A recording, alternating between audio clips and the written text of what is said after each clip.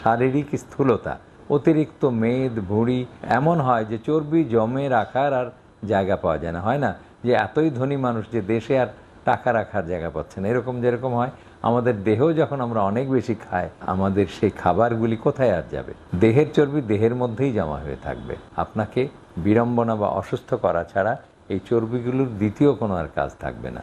হ্যাঁ, বলা হয় যে যখন নিদানকালে, মানে আপনি যখন খুবই খাদ্যাভাবে পড়ে যাবেন, তখন এই চর্বিগুলি মোবিলাইজ হয়ে লিভারে গিয়ে মেটাবলিজম হয়ে আবার গ্লুকোজে পরিণত হবে বা আপনাকে শক্তি যোগান দিবে। ঠিক আছে, কিন্তু তেমনটা পড়লে তবেই তো। কাজেই আপনি এইভাবে দেহের মধ্যে বাড়তি চর্বি জমিয়ে রাখার কোনো দরকার নেই।